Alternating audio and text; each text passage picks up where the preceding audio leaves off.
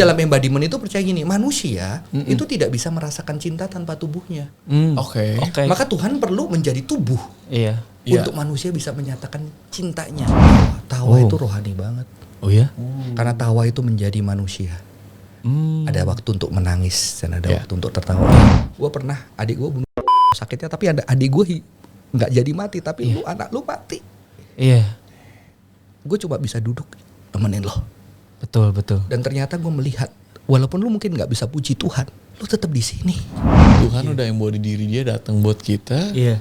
Kita menjaga diri kita sendiri dan kita ada buat orang lain. Aku tetap percaya di dalam Kristus, Iya. tapi karena aku berjumpa orang-orang yang hidupnya itu udah kayak neraka. Betul. Oke. Dan bahkan ada anak-anak yang sudah mengakhiri hidupnya, terus di tengah pengakhirian dia doa, Tuhan aku gak kuat, ampuni aku. Kasih ya kasih. Betul. Walaupun semua kasih kita gak sempurna, kita dalam perjalanan semua, maka ketika kau yang sudah mengasihi, masakah kasih yang sempurna tidak menghampirimu gitu. Hai, gue Brian dan welcome to our safe space. Tempat aman di mana kita bakal ngobrol hati ke hati, ngomongin semuanya dari tantangan kehidupan dan perjalanan iman. Dengan satu tujuan, agar lu selalu ingat kalau Tuhan sayang banget sama lu. Sebelum kita ngobrol-ngobrol hari ini dengan temen gue yang spesial banget, jangan lupa subscribe YouTube channel ini ya, dan share ke semua teman-teman kamu. Well, tanpa lama-lama lagi, enjoy! What's up guys? Welcome back to Safe Space. Wih, udah ada agak telat-telat delay dikit. Tapi masih di bersama Koyohan yang dari minggu lalu kita udah ngobrol-ngobrol, dan hari ini ada tambahan Mr. Ryan Giggs. Halo. Mungkin quick intro, mungkin kalau ada yang nggak datang kemarin kan. Iya. Perkenalkan diri dong, Koyohan boleh, Giggs juga boleh. Kojohan. Johan mah di ini. Apa tuh? Di filmnya Ernest. Ada yang bilang gue kayak bapaknya di film itu, kurang ajar. Lin apa gitu kan? Itu lucu. Next siapa tahu? Itu lucu. Mirip sih kok.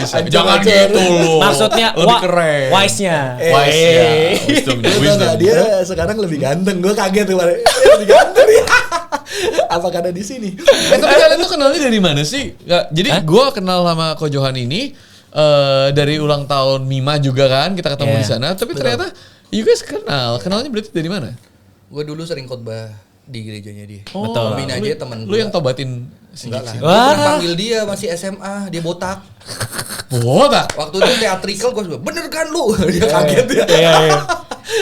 Iya, gue pas ditunjuk-tunjuk ini, kenapa sih ini orang nunjuk-nunjuk gue gitu, kesambet kah atau apa? Oh ternyata bisa satu meja di sini, ya udah setipe kali ya. Gitu. Asik. Oke. Ini kita hari ini obrolan santai dari orang-orang yang mungkin punya paham yang berbeda. Iya. Mungkin dari perjalanan iman yang berbeda juga gitu kan. Dari background gereja yang berbeda juga. Iya.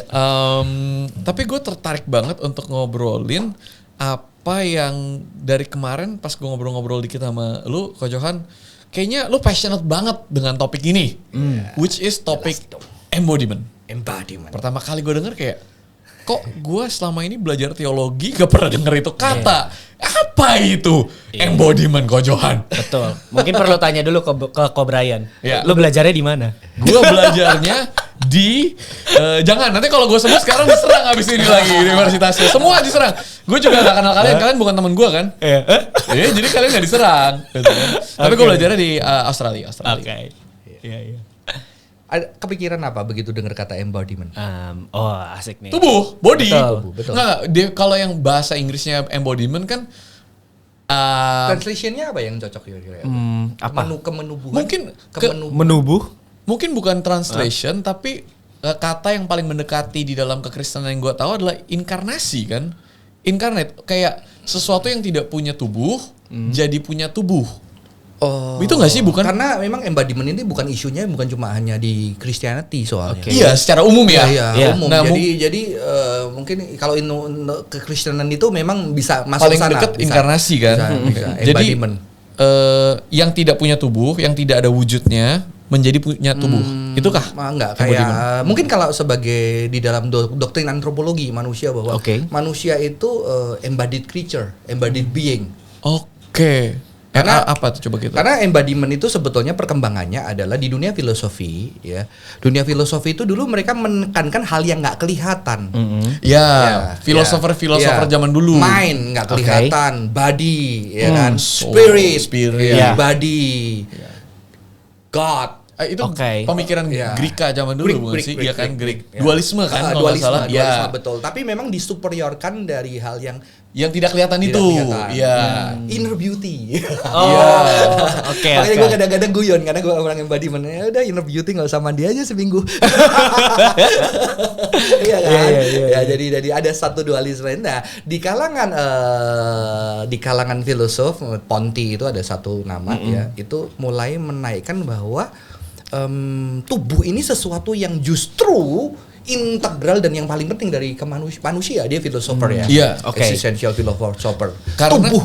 Karena yang dualisme itu menaikkan yang tidak kelihatan dan yang kelihatan tubuh itu rendah. Iya, lebih inferior. Iya.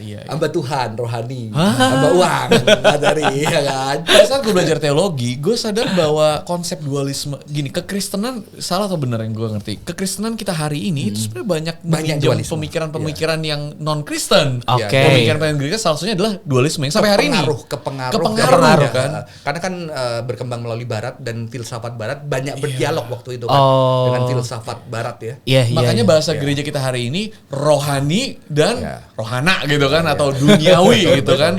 Dan seakan-akan musik rohani sekuler ini selalu lebih rendah dibanding yang rohani. Tapi itu kan cara pandang dualistik dan bukan cara pandang Tuhan Yesus gak sih? Betul. Menarik tuh. Betul. Iya. Dan ketika memang itu bukan pandangan Alkitab ya. Karena sebetulnya dalam doktrin yang benar yang nyiptain materi juga Tuhan gitu kan.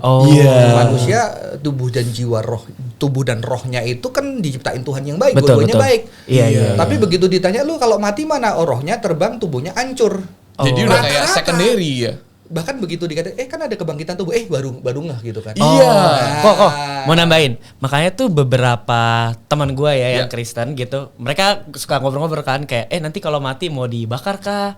Mau dikubur kah atau apa gitu. Kalau misalnya gue sih jawaban gue ya, kalau gue sih pengennya jadi pupuk. Kalau gue gitu, gue mikirnya karena gue mikir nanti mungkin di masa depan ada teknologi bisa jadiin tubuh gue itu jadi pupuk supaya tetap bermanfaat gitu loh. Jadi berkat. Tapi anyway, gue pengen komen, kadang tuh orang-orang makanya suka bilang lu kalau mati nggak boleh dikremasi. Supaya nanti badan lu tuh bisa nyatu. Gitu loh. Badan lu bisa nyatu dan lain-lain. Banyak kayak orang gitu. Kristen udah dibakar. Iya kayak gitu loh. Sama Nero kan. Iya benar juga gitu. At some point kadang orang Kristen misahin antara roh dengan tubuh gitu. Roh lebih tinggi. Tapi di satu sisi kadang ketika kita mau mati juga masih mikirin tubuh gitu loh. Betul. Dan waktu Tuhan Yesus datang pun dia kan pakai tubuh. Emang tubuhnya nggak bisa dipegang? Bisa dipegang. Gitu. Sebelum kita maju, sebenarnya gue penasaran. Kenapa? Iya. Kita ngomongin kayak afterlife gini ya. Oh iya. Iya, pas gue belajar Alkitab sekali lagi, coba dikoreksi kalau salah. Sebenarnya pandangan Kristiani itu yang mana sih? Karena secara umum dari kecil yang gue diajarin, kalau gue satu hari mati, gue antara ke surga atau neraka. Neraka kalau gue kayak film Tom and Jerry. Kalau gue hidupnya baik, gue terima Tuhan, gue gak berdosa, gue ke surga tuh kayak naik eskalator gitu kan. Terus nanti ketemu gerbang warna emas, ada malaikat atau Petrus ya atau siapa gitu kan, Peter di sana. Gue sign in, lu baik, lu masuk, suruh terus kayak jalanan emas. Malaikat terbang-terbang, nanti gue lupa bonyok gue namanya siapa, istri gue siapa, anak gue siapa, pokoknya gue menyembah Tuhan selama-lamanya, haleluya, itu yang gue dapat tuh dari kecil. Nah kalau gue nggak percaya Tuhan, atau kalau gue percaya Tuhan tapi hidupnya banyak dosa, main game Pokemon, nonton film bioskop gitu kan, gue akan masuk neraka. Tempat gue turun ke bawah, dilempar, lagi-lagi kayak film Tom and Jerry, dibakar, digodok, ditusuk-tusuk selama-lamanya. Itu gambaran surga dan neraka yang dari gue punya dari kecil. Pas gue belajar teologi, setidaknya ini bukan pemahaman gue sekarang, tapi kemarin itu ya, setidaknya gue baru sadar bahwa loh, ternyata di Alkitab gambaran kekekalan, quote-unquote surga itu bukan satu hari escape plan ke sebuah tempat yang lebih baik, bukan evakuasi, tapi restorasi. Bahwa Tuhan satu hari akan mengembalikan, merestore ciptaannya dan ada ternyata kayak gambaran surga itu punya bumi baru, tubuh baru kayak oh gue dibangkitin dan gue bakal pakai tubuh ini katanya sih terang-terang atau something, tapi not somewhere up there, tapi di sini gue kayak jadi yang mana? Betul. Mungkin nanti tubuhnya glow in the dark kali. Iya kan? Iya. Kalau paham umum Alkitab yang disetujui gereja bersama itu yang mana sih kok? Ada nggak? Atau tidak ada kesetujuan? Bahkan memang kalau aku belajar sendiri, aku ada baca satu buku ya, A New Heaven and a New Earth gitu kan. Itu ada seorang teolog ya, evangelical atau reform, aku nggak lupa itu.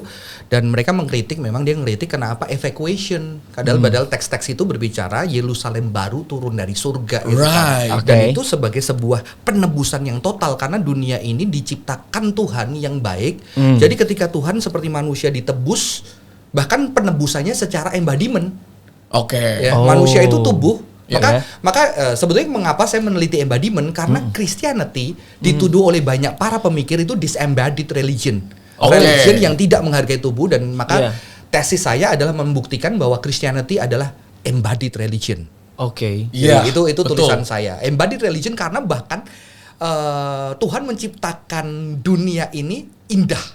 Spirit, body, ya, heaven and earth. Dan ketika Tuhan menebusnya, dia juga ditebus, restorasi, disempurnakan. Sehingga eskatologi, apa ya kalau bahasa saya, bahasa kedepannya penebusan pun disempurnakan adalah kebangkitan tubuh lagi. Jadi ini justru menunjukkan kalau tubuhnya dibangkitin, kenapa dunia yang baik ini tidak dibangkitkan. Maka di Yahudi itu mengenal istilah, di Yahudi itu mengenal tikkun olam, redeeming the world. Jadi sabat itu, konsep sabat itu salah satu merestorasi alam ini, mengasihi alam ini. Jadi pemulihan itu bukan hanya relasi Tuhan dengan manusia, kan dulu kan itu dipulihkan semua tuh, manusia dengan itu. Mungkin Zootopia ya, gambaran Zootopia kan ada, yang gimana ular kedung dan tambangan Shalom semuanya diutuhkan kembali. Jadi ada restorasi. Aku percaya bahwa afterlife itu embodied, karena God itu embodied. Bahkan sekarang tubuh kebangkitan Kristus itu kan bertubuh gitu loh. Betul. Itu aku nambahin kok. Kan kalau nggak salah cerita di Alkitab itu memang Tuhan Yesus bangkit kan. Dia bisa nembus tembok karena tiba-tiba muncul ngagetin. Gitu. Tapi at some point dia tuh bisa makan, bisa duduk, terus badannya kan bisa dicolek gitu loh. Bener nggak sih bolong? Iya kan? Bener nggak sih Cok? Bener dicolok, dicolek gua di luar. Maaf ya, saya kan bukan teologian.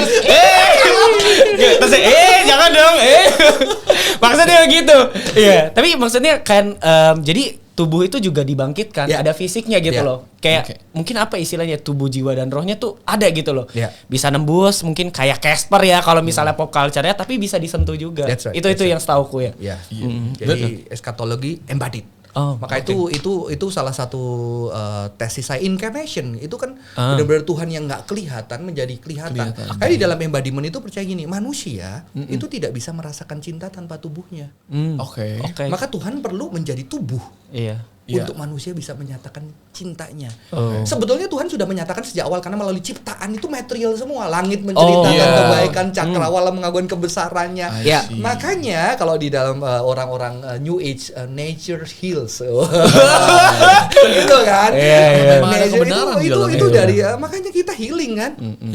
Healing ketika udah pernah di Jakarta, kita lihat anjing, aduh lebih baik daripada manusia gitu kan. Aduh lihat angin, lihat ombak, ada harmoni, ada keteraturan, itu menyembuhkan kita. Gue paling sering berasa Tuhan tuh kalau lagi di nature loh, salah satunya sering kalau kayak lagi di nature. Kalau di Indonesia tuh jarang ya, mungkin kalau lagi di Aussie kan semua ke jalan-jalan di luar, di park, di taman gitu kan.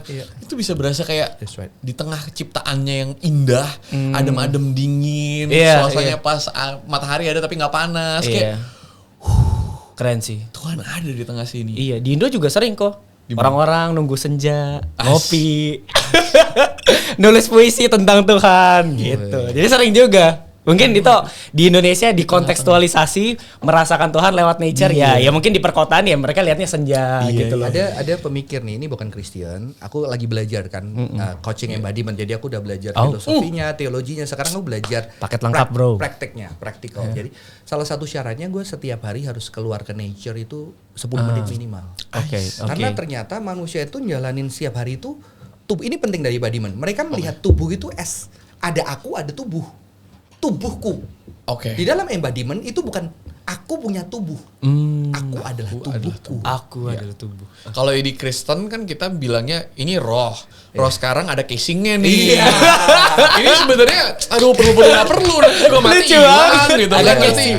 softwarenya Tapi aja jangan penting. salah, persembahkanlah tubuhmu. Seharusnya gitu ya. Karena itu ada spiritual worship, ibadah sejati itu devosi tubuh. Lah embodiment mengajarkan apa? Ternyata ketika kita jalan, selama ini kita cuma make tubuh kita nggak feeling, nggak ngerasain, nggak Iya. aware. I Tapi begitu kita see. jalan kita baru ngerasain, ada bagian tubuh kita yang sakit, Iya. ada yang nikmat. I see. Iya. Di situ justru membuat kita jadi main human banget gitu. Oke. I see. Gue setuju sih kalau ngomong gitu. Itu menarik it makes so banget. much sense. Iya. Memang lu ngambil fokus embodiment ini karena seringkali udah terlupakan di. Iya, Iya. terlupakan. Dan ketika saya melayani banyak orang-orang yang struggle, jadi sebetulnya trauma-trauma itu embodied. Iya. Karena mereka trauma karena pengalaman tubuh kan. Iya. Right. Baru masuk ke emotion. Sebetulnya kan otak kita bekerja melalui right brain ke left brain kan. Iya. Emotion dulu baru logic. Oke, oke. Nah, masalahnya kita diajak nggak boleh gitu, harus gini, itu logic. Tapi emosinya udah kena, tubuhnya udah kena. Nggak bisa. Makanya perlu embodiment artinya apa? Begitu contohnya, aku dilecehkan sama pastor. Iya, iya. Pengalaman terhadap pastor kan negatif tuh. Iya.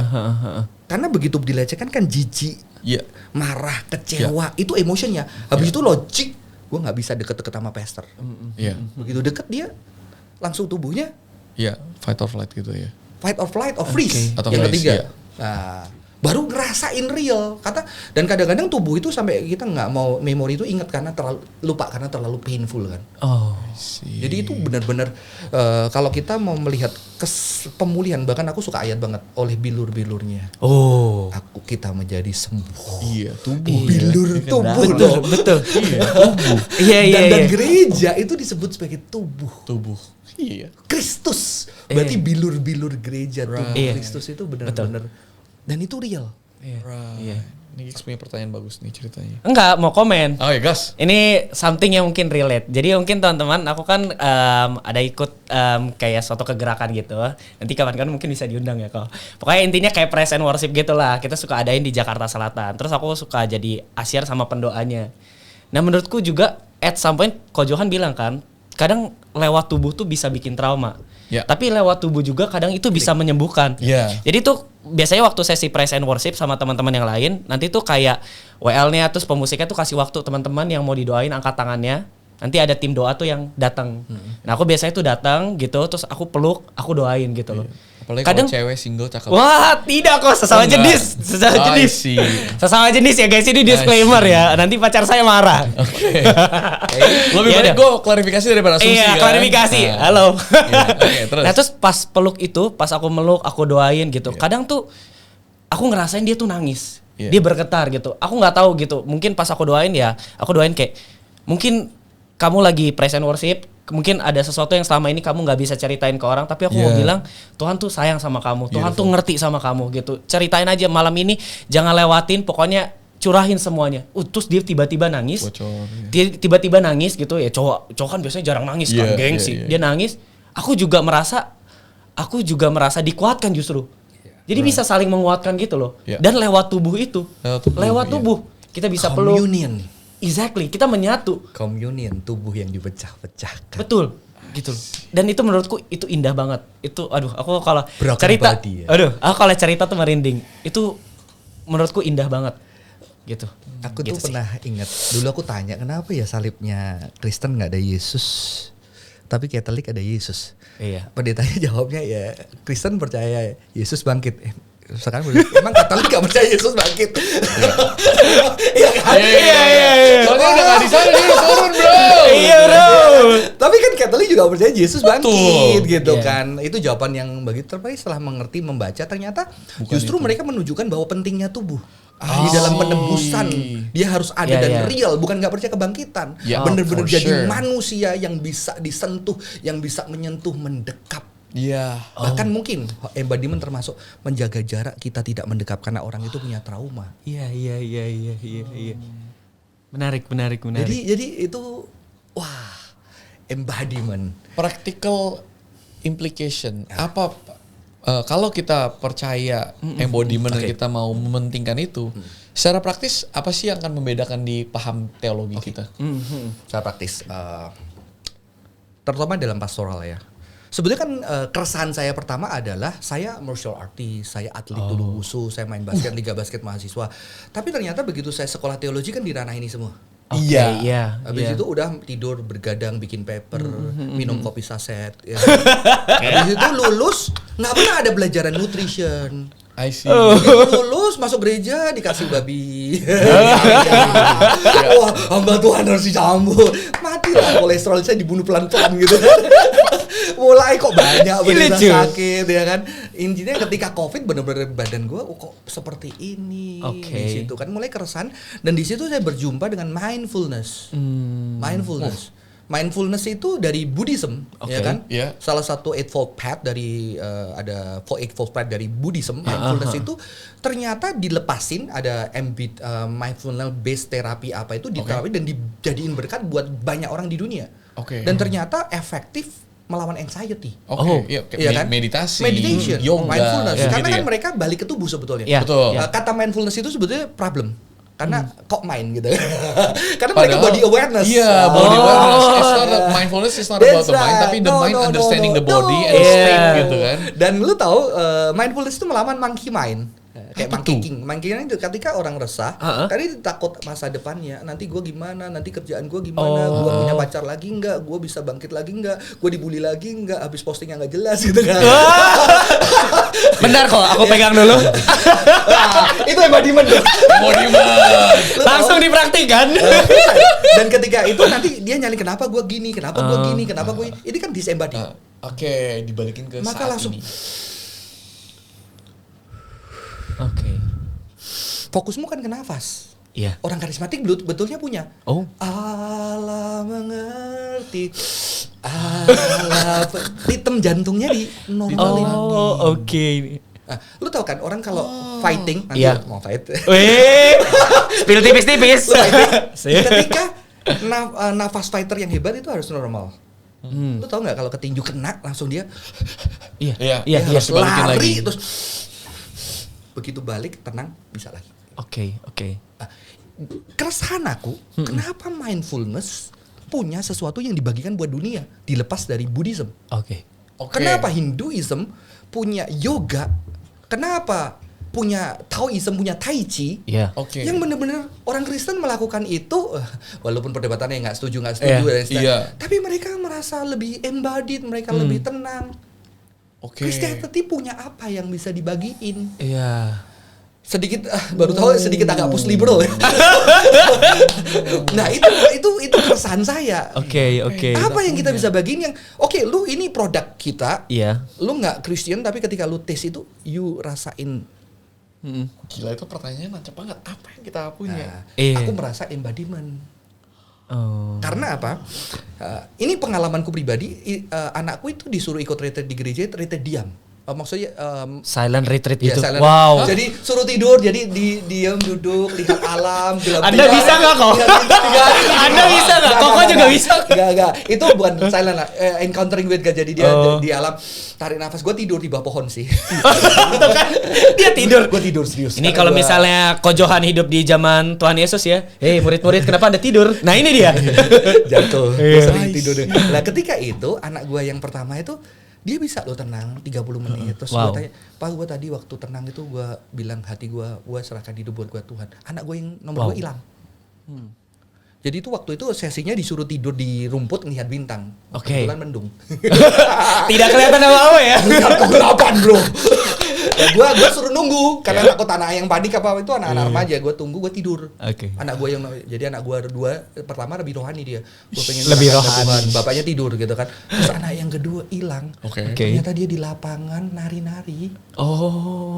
Dan begitu nari, kenapa kita tidak melihat gerak itu sebagai sebuah spirituality.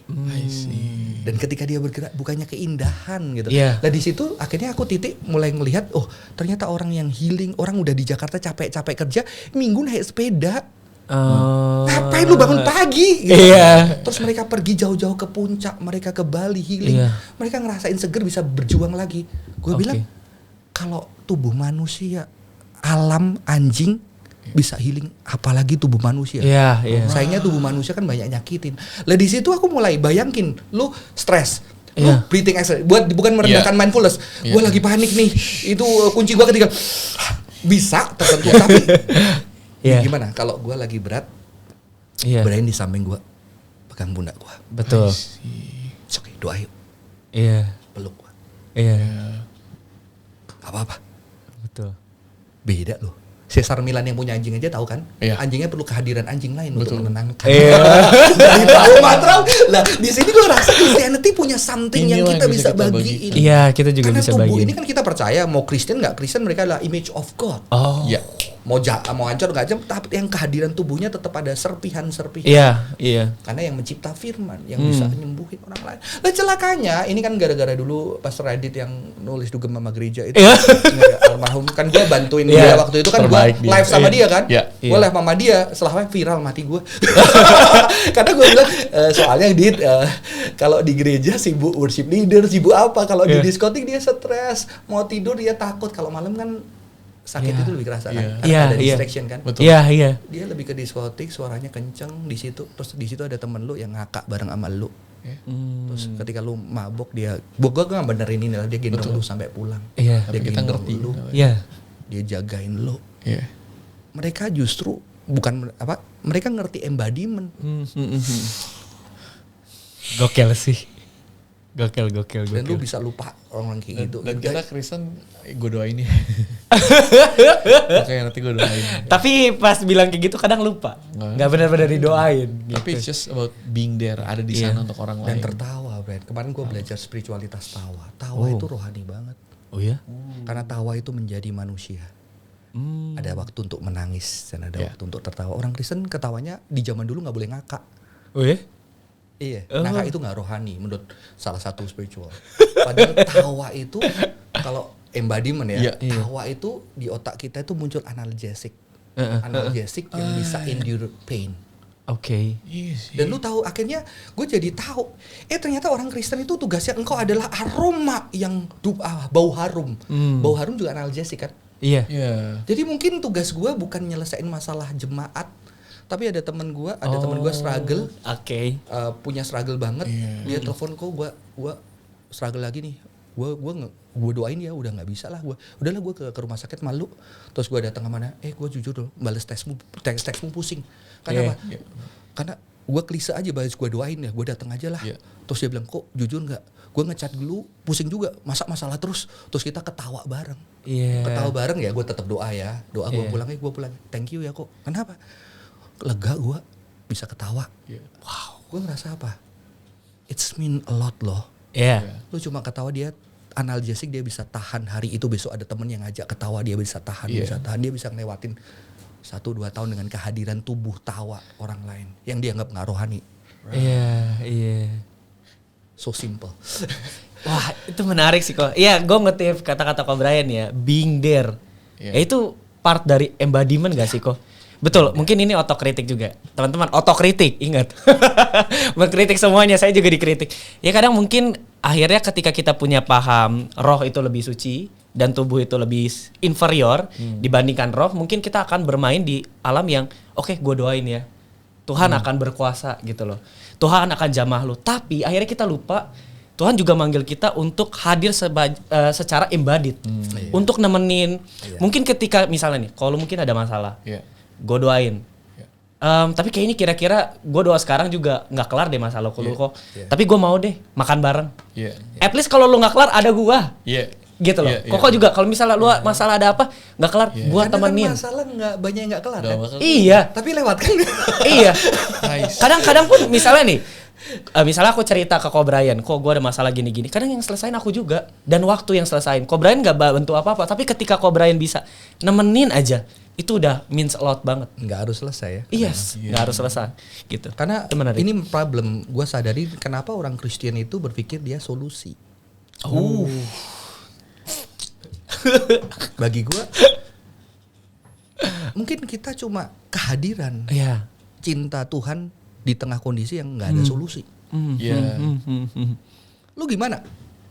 Lu ketemu bapak yang sayang anaknya Kristen banget melayani, anaknya berhasil. Iya. Lu bisa kasih solusi apa jawab pertanyaan Iya, mereka? iya. Nggak ada. Lu cuma bisa duduk, bahkan lu bilang gue nggak ngerti. Iya. Gue pernah adik gue bunuh sakitnya, tapi ada adik gue nggak jadi mati, tapi lu anak lu mati. Iya. Gue cuma bisa duduk temenin lo. Betul, betul. Dan ternyata gue melihat, walaupun lu mungkin nggak bisa puji Tuhan, lu udah kecewa, lu pertanyaan yang sampai mati, kamu mungkin ada kekecewaan, tapi lu tetap di sini, lu tetap ke gereja, lu tetap memuji dia dengan wah. Dan aku belajar embodiment, bukan kita mulai saling melayani. Iya. Oke. Itu deep banget sih. Itu bikin gue inget yang tadi yang Tuhan bilang, semua peraturan di buku ini bisa lo sederhanain jadi 2. Kasihlah Allahmu, kasihlah Tuhan. Iya. Tambah 1, dirimu. Seperti dirimu sendiri. Gue 3. 3. Dan aku sudah tidak melihat itu Tuhan dulu, diri dulu, sesama dulu. 3-tiganya kayak trinitas. Jadi Tuhan udah embody diri dia datang buat kita. Iya. Kita menjaga diri kita sendiri dan kita ada buat orang lain. Kalau gue dulu kan pernah coba suicide ya. Gue nggak tahu. Right. Tapi ternyata kan tubuh gue, kalau gue baru tahu kalau gue coba sakitin kan gue nggak nyakitin gue doang. Gue nyakitin keluarga gue. Gue nyakitin semuanya. Kalau gue nyakitin orang lain, gue juga nggak lebih bahagia kan. Iya. Jadi itu sesuatu yang Oh. ini gue gara-gara Wing Chun nih.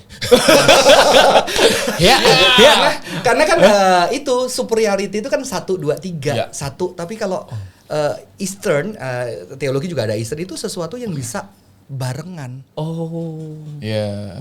Bukan mana lebih superior, itu berjalan bersama. Walaupun di dalam realita perjalanan, gue terlalu mencintai dulu, gue mulai belajar Tuhan, gue menghargai diri. Makanya ada spirituality yang bilang kalau lu terlalu berdoa, lu harus bertobat. Bukan bertobat, lu harus bangkit. Lu doa sampai 8 jam, lu gak peduli sama orang. Gitu. Tapi lalu sesuatu yang terus bergerak. Full time itu kok, pendoa pekerjaannya 8 jam. Ya, berarti paham ini sangat make Christianity is very practical ya. That's right. Dan lu bisa ada buat orang, dan lu gak perlu mengajarkan orang teologi itu, lu harus percaya Tuhan, just being there. Jadi makanya aku bilang kabar baik itulah incarnation kan. Ketika cinta itu menubuh, dirasakan secara nyata, tersentuh. Itulah incarnation. I see. Iya. Bukan dibacotin doang. Iya. Ya kadang-kadang mungkin nggak harus berbicara, dia cuma diem. Gue punya pertanyaan, kalau kita maju dari sini, dalam pengertian lo tentang embodiment, bagaimana lo menyatukan itu dengan kematian? Kalau lo sangat kita tuh tubuh, jiwa, roh. Soalnya yang tadi balik lagi ya, paham Kristen yang utama kan ini jiwa dan roh dibungkus sama tubuh. Satu hari udah gak ada tubuhnya, terus baru yang selamanya nih jiwa dan roh doang nih. Tubuh ya udah selesai sampai di situ.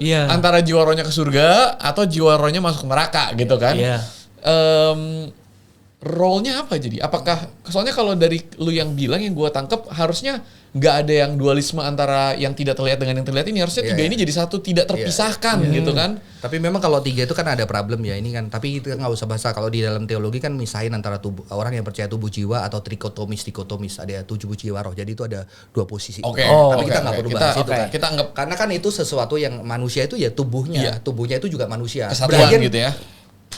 My body is me is my body gitu. Nah, ketika mati, makanya itu aku melihat di dalam tradisi Kristen itu, aku pakai salah satu bapak gereja namanya Athanasius. Itu yang menekankan doktrin inkarnasi di dalam gereja-gereja mula.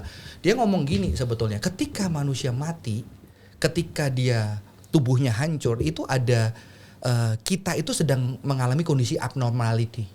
Maka perlu penebusannya sempurnanya nanti ketika dipulihkan, ngerti ya?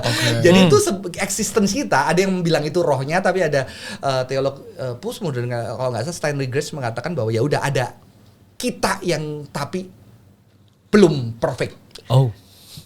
Nah, itulah yang jadi itu nanti ketika kita mati ada kita tetap, tapi itu belum sempurna karena eskatologi nanti kita akan diberikan tubuh yang baru. Nah, kalau kita diberikan tubuh berarti lu lebih percaya yang tadi mana yang yang gue juga pertama, percaya that's ya. right. Itu bukan kita ke That's surga. Iya. Boom Yerusalem. Tapi baru. balik lagi That's right. restorasi tubuh ini juga. Betul. Oke. Restorasi secara sempurna. Kalau kita percaya Tuhan. Iya. Kalau kita nggak percaya Tuhan berarti udah gimana?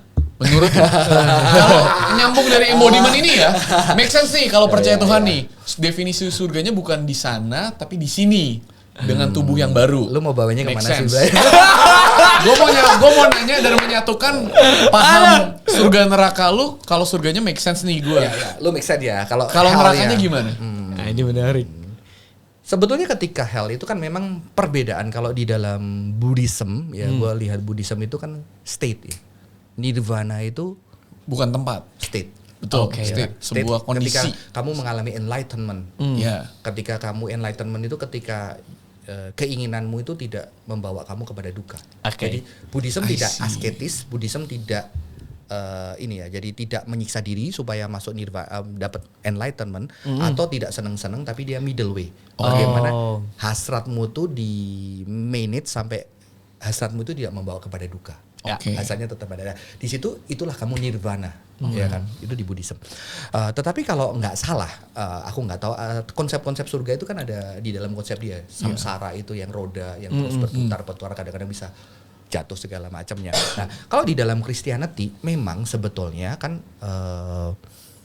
waktu kita berbicara heaven sering digunakan di dalam Ibrani itu samayim, langit. Oke. Langit. Itu kan sebuah tempat God, ya. Walaupun God juga presence kan, maha hadir segala macamnya, heaven and earth, dan itu sering-sering didialogkan.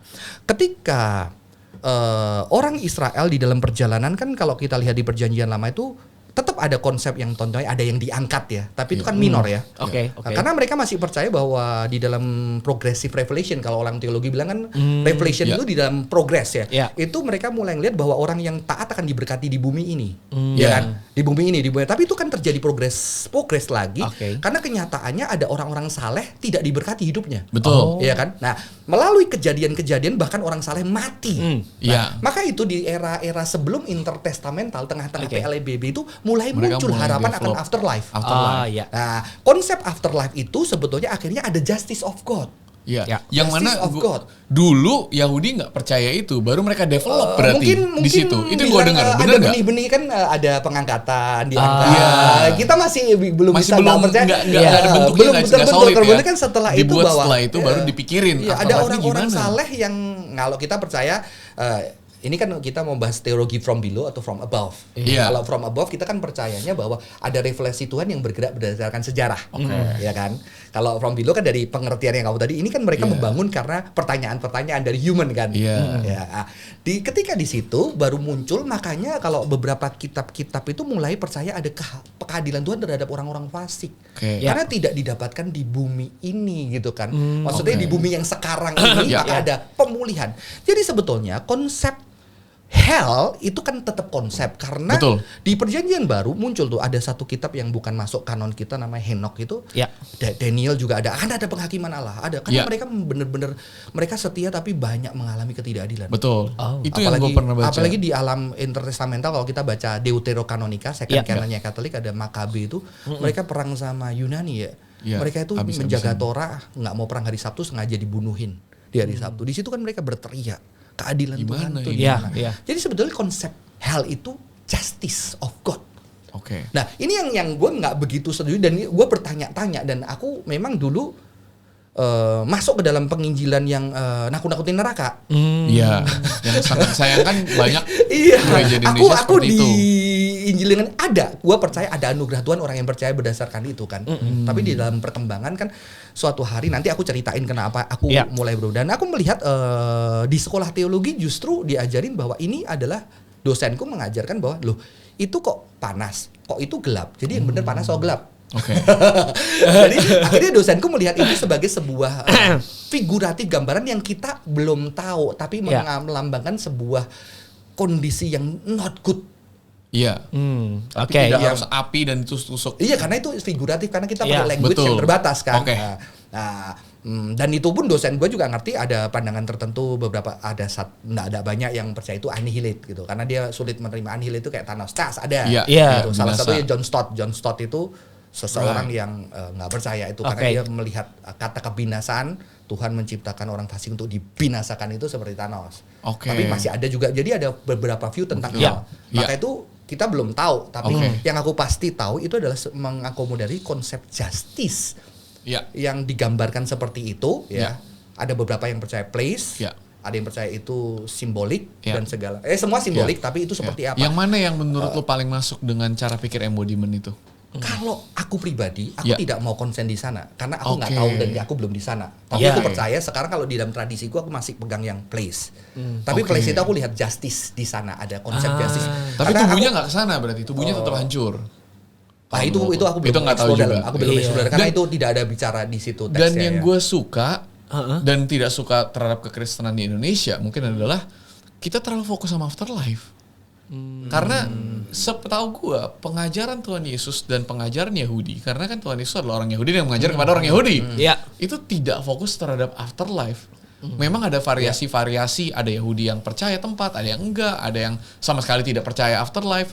Tapi yang pasti mereka semua bukan tidak berani, mereka semua memilih untuk tidak mengajarkan dengan jelas nanti bakal begini loh surga, nanti bakal begini loh neraka. Karena fokus pengajarannya bukan satu hari ke surga atau neraka, fokus pengajarannya adalah membawa surga hari ini. Seseorang yang sangat gue hormati sebagai mentor teologi gue yang gue gak akan sebutkan, dia kemarin berkata seperti ini, dan itu bikin gue berpikir, di Alkitab itu tidak pernah dikatakan surga dan neraka. Di Alkitab selalu dikatakan heaven and earth, surga dan bumi. Konsep kekristenan bukan tentang surga neraka, tapi surga dan bumi. Jadilah kehendakmu di bumi seperti di surga. Tapi kenapa kita hari ini surga atau neraka? Saya setuju heaven and earth, cuma memang ada konsep justice ini yang betul. Bagi gue cukup penting karena ada kenyataan-kenyataan hidup. Aku kasih contoh mungkin ini dari bawah ya. Kenyataan orang-orang yang mengalami begitu banyak ketidakadilan, anak dibunuh segala macam, sehingga konsep itu adalah sebuah penghiburan. Jadi bukan nakut-nakutin, ngerti gak sih? POV-nya menarik tuh kok. Masalah nakut-nakutin. Enggak kan Yesus, lu mau percaya gue, lu dapat hidup kekal, tapi enggak. Kalau enggak lu ke neraka lo. Yesus kan tidak menakutin akan hell gitu loh. Tapi itu orang Kristen Jadi dan aku melihat hell itu sebetulnya sebuah justice itu sebetulnya tidak itu ada sebuah penghiburan. Penghiburannya apa? Right. Aku kasih contoh. Ketika orang Kristen mengalami ketidakadilan, disiksa, dianiaya dengan orang yang begitu jahatnya seperti Nero, anak mereka dimakanin dan segala macamnya, ada janji atau apa? Ada Allah yang maha tinggi yang adil terhadap orang-orang jahat. Jadi nggak tahu lu lagi baik-baik lu. Lu. Saya tidak tahu apa-apa. Berarti justice. Banyak kan yang bilang ke gua kayak justice. Dari kemarin kan salah satu yang gue permasalahin adalah yang orang permasalahan ke gue adalah gue percaya kepada teologi universal salvation, bahwa pada akhirnya dalam kebaikan Tuhan entah bagaimana caranya, gue nggak ngerti outworkingnya, tapi setiap orang akan mendapatkan keselamatan. Gue percaya keselamatan hanya datang di dalam Tuhan Yesus Kristus, tapi definisinya tuh luas sekali. Nah, salah satu kritik yang datang adalah enggak bro, lu gak boleh lupa bahwa Tuhan itu adalah kasih, dia juga adalah keadilan. Tapi yang dari lu ngomongin, keadilannya itu bukan keadilan kepada, keadilannya itu membela kita, anak-anaknya, umatnya, terhadap ketidakadilan dari luar. Aku berarti rasa pembelaan. Tuhan itu juga, ini gara-gara objektivisme modern lagi nih, Tuhan tidak berpihak. Emang Tuhan gak berpihak? Tuhan berpihak kepada Tuhan yang tertindas dong. Kepada orang yang mengalami ketidakadilan. Betul. Nah, jadi bagiku bahkan ketika, Hagar itu seorang budak. Ketika mengalami ketidakadilan, Tuhan menjanjikan sesuatu sama dia kan. Kamu akan merdeka, kamu apa. Jadi Tuhan tidak suka ketika bahkan umatnya melakukan ketidakadilan. Maka selalu dipesankan kepada Israel. Nah, ini masalahnya ketika aku jadi orang Kristen, Bray. Aku tuh pernah, aku sekolah di sekolah Kristen tapi aku merasa tidak mendapatkan keadilan. Karena aku bukan orang kaya yang dapat fasilitas les sama guru adalah orang-orang yang kaya, sehingga akhirnya aku sebetulnya bisa sempat ikut les tapi orang tua aku nggak bisa bayar, tapi aku bisa nilai jadi baik, tapi begitu aku nggak les lagi, gue nggak tahu bocoran soal-soalnya. Dan akhirnya aku pindah ke satu sekolah, seorang guru yang tidak memilih beragama, tapi dia lebih dekat ke Buddhism dan dia melakukan keadilan yang begitu dahsyat. Dan aku bertanya, ini orang baik banget, sehingga aku sempat mengikut bahwa semua bukan Kristen yang menyelamatkan gitu dia. Dan aku ikut, aku belajar kungfu sama dia gratis semuanya. Aku makan gratis, aku diajarin renang semua oleh kepala sekolahku ini. Dan suatu hari ketika aku percaya Yesus, akhirnya gitu bertobat, aku pengen dia kenal Yesus. Aku datang sama dia, Bu, mau percaya Yesus nggak? Ada janji surga. Kalau nggak ada penghakiman. Dia bilang sama aku, Johan, jadi kamu percaya Yesus supaya kamu masuk surga. Wow. Dan lu tahu dia bilang apa lagi, Johan? Ibu melakukan kebenaran, adil, miskin atau kaya. Karena itu perintah Tuhan. Terserah dia taruh ibu ke surga atau ke neraka. Wah, itu deep banget sih kok. Aku sampai hari ini aku nggak bisa lupa. Oke. Maka setelah itu aku mulai memikirkan. Aku tetap percaya Yesus satu-satunya jalan. Itu tidak aku ragukan. Akhirnya aku datang lagi sama ibu di dalam perjalanan. Bu, saya percaya Yesus satu-satunya jalan. Tapi Yesus punya jalan. Mungkin ibu sudah terlalu tidak melihat Yesus di semua kehidupan termasuk saya orang Kristen. Tapi kok saya percaya, Bu. Entah di akhir hidupmu, entah sejam 2 detik sebelum kau mati. Karena dia Allah, Tuhan yang penuh cinta. Dia bisa datang dan ketika ibu berjumpa dengan dia, tidak akan menolak dia. Dan dia, oh ya. Iya. Aku tetap percaya di dalam Kristus, tapi karena aku berjumpa orang-orang yang hidupnya itu udah kayak neraka. Betul. Oke. Dan bahkan ada anak-anak yang sudah mengakhiri hidupnya, terus di tengah pengakhirian dia doa, Tuhan aku nggak kuat, ampuni aku. Kalau dia meninggal di dalam keadaan bunuh, kita bilang apa? Neraka. Tapi untung dia selamat dia bilang sama aku, di tengah terakhir hidup aku teriak, Tuhan ampuni aku. Aku nggak kuat. Ya. Jadi kita nggak tahu kisah. Gue tetap percaya dalam Kristus, tapi dari Tuhan bisa datang di detik terakhir. Jadi boleh gue gue tetap lanjutin lagi nggak di momen ini? Iya. Gue percaya keselamatan ada di dalam Tuhan. Iya. Tapi bagaimana kalau sampai akhirnya Tuhan gak datang? Disitulah perbedaan kita mungkin kok. Dan kita harus biasa. Kita harus terbiasa sebagai orang Indonesia. Berbeda itu gak apa-apa. Justru itu memperkaya pandangan. Perbedaan distinct antara kepercayaan gue dan lu adalah gue percaya walaupun let's say ibu yang tadi, ibu lu itu udah semuanya itu sampai akhir, mungkin versi lu yang terbaik adalah 1 detik sebelumnya dia percaya Tuhan gitu kan, selamat. Kalau versi gue, kalaupun dia gak percaya sampai terakhir, di dalam kebesaran Tuhan gue gak ngerti gimana caranya. Dia ada di dalam Tuhan. Itu buat gue sedikit lebih ekstrim lagi. Lu lebih ekstrim sih, tapi gue masih melihat bahwa kehadiran dia dimanapun, kehadiran cintanya, Bray. Yang paling penting kan sebenarnya bukan akhirnya, karena pada akhirnya kemana dia itu kan hak prerogatif Tuhan. Kita mau debatin apa kapan juga gak poin. Tapi yang lebih penting adalah mau endingnya kemana, hidup dia itu penuh dengan Kristus, walaupun sampai akhirnya. Let's say sampai akhirnya dia baru menerima Kristus. Tapi selama ini terus hidup dia gak ada Kristus. Oh, itu Kristus, ada sesuatu hal yang aku juga sangat sesali. Orang Kristen sering bilang gini, oh kita jangan berperang berbuat baik sama orang yang di luar agama lain. Karena kita pasti kalah. Karena kita udah dapat keselamatan baru berbuat baik. Tapi mereka supaya dapat keselamatan. Gua gak ketemu, buktinya guru gua, mereka berbuat baik bukan karena supaya diselamatkan. Iya, karena dan mereka, itu karena memang mereka terpanggil untuk itu. Kalau saya melihat itu, kalau kita di dalam Christianity itu punya, lu tahu bait Allah? Iya. Itu waktu Salomo membuat bait Allah, dia memberikan satu tempat namanya Court of Gentiles. Dan dia bilang apa? Tuhan, kalau ada orang asing dari negara lain datang ke tempat ini, berdoa kepada namamu. Wow, dengar doa dia. Jadi kita kurang Court of Gentiles. Dan ini yang diobrak-abrik Yesus kan dibuat jualan waktu Yesus ada. Court of Gentiles, tempat orang-orang yang tidak percaya, yang dengar kabar dia berdoa kepada Tuhan. Di situ Tuhan dengar mereka. Saya ini kita perlu Court of Gentiles. Kita memang beda baik, tapi that's my position, dan aku dengan position ini aku tetap di dalam traditionku yang konservatif, tapi aku open, sehingga ketika aku cerita sama teman-temanku yang berjuang, gue bilang lu mengasihi karena lu juga ada wahyu Allah. Di dalam hatimu ada nurani yang menuntun lu dengan kasih. Aku tidak bisa mengatakan kasihmu kasih karena gue merasa diri gue paling benar. Gue tidak bisa mengatakan itu kasih ya kasih. Betul. Walaupun semua kasih kita nggak sempurna, betul? Iya. Christianity kita nggak sempurna karena kasih itu kalau gue bilang kasih itu Tuhan, maka kita nggak sempurna. Kita dalam perjalanan semua, maka ketika kau yang sudah mengasihi, masakah kasih yang sempurna tidak menghampirimu gitu? Masakah kasih itu tetap membiarkanmu di sana? Di situ gue tetap percaya Yesus harus ada di sana, tapi kita juga embrace bahwa Tuhan juga bekerja di dalam segala hal. Di dalam segala. Betul, ya. Aku mau nambahin juga. Gas bro. Iya, jadi Ko Brian sama Ko Johan beda. Aku di tengah-tengah wasitnya. Iya.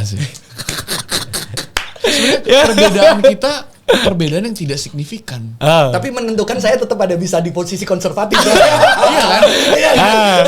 Perbedaannya tetap berbeda kubu, tapi fokusnya sama. Love Karena itu Tuhan gede. itu besar, Tuhan itu kasih, dan di tengah-tengah itu semua lewat cerita guru aja. Iya. Kelihatan Karena Tuhan kalau bukan keselamatan itu adalah kasih.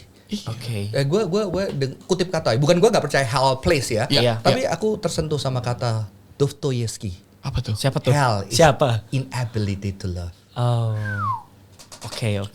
Iya kok. Kok ngomong-ngomong neraka, nih aku kepikiran juga. Maksudnya mungkin ada orang-orang tuh yang seolah-olah fear mongering, ceritain tentang neraka terus gitu ke orang-orang Kristen gitu. Tapi aku berusaha empati ya. Mungkin aja di balik teologi mereka yang suka nakut-nakutin tentang neraka, mungkin mereka tuh punya pengalaman embodiment yang membuat mereka tuh trauma. Iya. Yang mereka tuh merindukan justice itu tadi. Mereka merindukan justice, mereka merindukan ya adalah suatu keadilan buat gua, buat orang-orang gua mungkin yang pernah merasakan ketidakadilan. Jadi mungkin menurutku pribadi ya, kadang aku sekarang dari percakapan ini, kadang aku ngelihat neraka itu justru kadang adalah suatu lambang dari cinta juga. Akhirnya ketika misalnya kita ingat neraka itu bukan soal kayak lo disiksa atau apa, tapi di situ keadilan Tuhan dinyatakan. Itu loh. Dan ketika kita mengingat keadilan Tuhan dinyatakan, kita pun akhirnya bisa mengasihi orang-orang yang merasa tidak adil tersebut. Gitu sih. Tadi aku lupa nambahin ya. Jadi di kitab Yohanes itu kan karena begitu besar kasih Allah akan dunia ini sehingga dia mengaruniakan anak tunggal supaya barang siapa percaya di binasa tidak binasa hidup kekal. Konteks Yohanes itu orang-orang Kristen sudah diusir dari Yahudi. Oke. Dan ketika mereka diusir, mereka tidak bersama dengan orang benar. Oh. Lu bayangin sejak kecil Kristen terus kayak lu dikeluarin, lu bukan bersama dengan orang benar. Wow, Your place not here gitu kan. Lah, ternyata ketika itu akhirnya di dalam aku lupa tahun berapa, itu tahun 80-an. Kitab Yohanes ditulis. Agak beda Matius, Markus, Yohanes itu mereka udah diusir benar-benar. Di situ orang Yahudi itu ada satu doa berkat namanya Birkat Haminim. Doanya bunyinya kayak gini, boleh di search ya. Biarlah Notzerin, pengikut Yesus itu binasa kekal saat ini juga dan namanya dihapus dari kitab kehidupan. Wow. Jadi lu tahu ketika dalam konteks itu ayat itu muncul. Wow. Ketika lu takut, ketika lu percaya lu binasa, ketika lu dikatain seluruh orang-orang yang beragama. Iya. Tapi karena begitu besar kasihku sama kamu yang sedang percaya dirimu di sana, aku mengaruniakan Yesus, barang siapa percaya dia tidak binasa. Jadi dia membela orang yang dalam bahaya kutip dineraka-nerakain orang lain. Oke. Maka aku mengerti. Gue dong kok. Lanjut. Maka aku mengerti bahwa sebetulnya justru ini gara-gara film Demon Slayer sih. Kita harus closing nih. Kita closing dengan teologi. Ada wibu-wibu. Let's go. Kok kadang-kadang kok dia lebih ngerti gini. Ini mencerahkan. Jadi kalau khotbah aku kadang-kadang puter ya. Mantap. Jadi itu ada satu Daki sama Gyutaro, saya agak lupa. Jadi Gyutaro, itu seorang orang cowok yang buruk rupa lahir sehingga dia melihat dirinya buruk. Dia nggak punya cinta, dia akhirnya jadi penjahat, perampok. Tapi dia ternyata punya adik yang cantik banget. Dan dia sangat cinta sama adiknya. Ini ceritanya nggak biblika ya. Tapi konsepnya. Disclaimer. Cuma baca Alkitab nonton ini. Dan ketika akhirnya kalian lanjut. Dibunuh, adiknya yang cantik itu dibunuh, dibakar, dan di situ dia sedih, dia marah, dia bawa mayat adiknya dan dia ketemu demons waktu itu. Terus demons bilang janjiin hidup, gua hidupin lo. Dia dihidupin dari jadi devil kan, demon kan, dari demon. Dan ketika akhirnya dia kalah, ini afterlife ya. Afterlife-nya si Daki ini udahlah gua ke arah hell tuh. Ke arah hell. Gua itu sayang lu tapi gua sesali hell. Terus ternyata ceweknya, aku nggak suka kesini gini-gini karena dia cantik kan, ini nggak biblika ya. Nggak apa-apa, kamu pergi sana, tempatmu bukan di sini. Udah dia sengaja jahat kepada si adiknya. Tapi adiknya, aku nggak akan maafin kamu kalau kamu ninggalin aku. Dan dia peluk dan dia pergi. Lu tahu nggak? Gue ngerasa bahwa Tuhan yang cintanya gede, Ya. dunia ini udah kayak hell. Maka Tuhan itu datang di tengah-tengah neraka. Dia yang suci di tengah segala kenerakaan. Maka hidup orang udah kayak neraka. Kehadiran Kristus yang rela bersama-sama di sana. Dan aku sangat tersentuh dengan doa Teresa di salah satu buku harian dia yang diterbitkan setelah dia meninggal kalau nggak salah. Dia bilang apa? Tuhan, jangan pikir kerohanianku itu seperti dipenuhi padang yang berumput bunga. Kerohanianku seperti di neraka. Penuh dengan kegelapan menakutkan. Tapi kalau Tuhan pengen aku pergi ke sana, aku pergi. Asalkan ini menyenangkan hatimu. Jadi konsep Kristen justru neraka perlu ada, Bray. Untuk Tuhan pergi. Maksudnya ada kehidupan yang pertama dan cinta itu sampai di kehidupan orang yang seperti itu. Dan itu beautiful bagiku. Gue yang bilang neraka perlu ada, tapi bukan satu hari nanti. Hidup ini udah kayak hidup teman-teman kita. Makanya surga neraka. Makanya embodiment itu ketika gua anak-anak harus putus cinta, lu bayangin orang tua nggak hadir. Hadirnya pembantu nggak hadir. Tahu-tahu ada cowok yang hadir dekep dia setiap hari selama 1 tahun. Tahu-tahu dia ditinggalin. Udah kayak neraka. Dan lu tahu siapa yang bisa gantiin? Tanya istriku. Kita gantian atur jadwal. Kalau dia bisa lewat 1 minggu, dia bisa. Ternyata gue bisa jalani 1 minggu. Ternyata kehadiran yang 90% bisa digantiin 30% teman-teman gue yang nggak kayak dia, yang makan bareng sama gue. That is embodiment love. Boleh gak gue tutup seperti ini? Dalam perbedaan kita, satu hal yang kita tahu pasti bersatu dalam Kristus adalah it's not about nanti. It's about hari ini. Bagaimana kita bisa mengembody embodied love. Surga ke atas dunia hari ini. Melalui tubuh kita, kehadiran kita dalam komunitas, cinta kita. Dan itu lintas agama.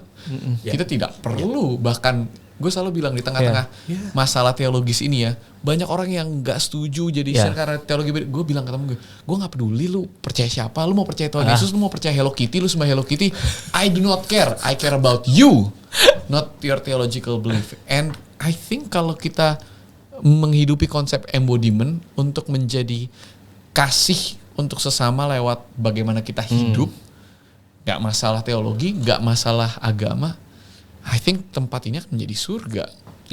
And that's it. I think we're good with that. Ketika cinta itu menjadi sempurna. Itu lirik lagu kok, bukan? Aku nungguin lanjutannya. Ternyata bukan ya, tonton. Ketika cinta itu menjadi. Makanya sebetulnya aku pernah ngomong gini. Apa penderitaan orang Kristen? Pernah viral sih. Habis itu gue mencoba TikTok gak viral lagi sih. Mungkin habis ini harus berguru. Harus berguru. Belajar dari gue. Ternyata gue memang bukan jalannya. Coba gas. Ketika kita tahu cinta itu sempurna, tapi kita masih belum sempurna. Ketika gue lihat anak gue, istri gue waktu tidur, gue tanya, gue sayang sama mereka gak sih? Gue sayang banget. Tapi gue masih sering nyakiti dan buat mereka nangis. Tapi gue merindukan suatu hari gue gak nyakitin mereka lagi. Dia menyempurnakan cinta gue. Karena kita belum sempurna. Itu yang gue yakini. Beautiful. Love guys. Hey, thanks for joining the conversation. Thank you banget Ko Johan. Thank you, Gigs. Thank you. Kalau yang ini Lebih jelas. Kita belum tutup. Jangan lupa. Gigs, lu kan harus belajar nutup. Tapi BTW komen satu ya. Ada Ko Johan, obrolannya tuh kadang kita jadi tone down gitu loh. Jadi terharu maksudnya. Kalau biasa aku sama Ko Brian wah gitu. Tapi ada Ko Johan kayak kita lebih berisi dikit. Enggak, tuh painful. Jadi merasakan ya. Oke teman-teman, jangan lupa untuk like, komen, dan subscribe. Viralkan juga. Semoga intinya adalah kalau viral, kasih Kristus tuh bisa dirasakan sama semua orang. Ada amin? Amin. Thanks for joining. See you guys next week. Yo.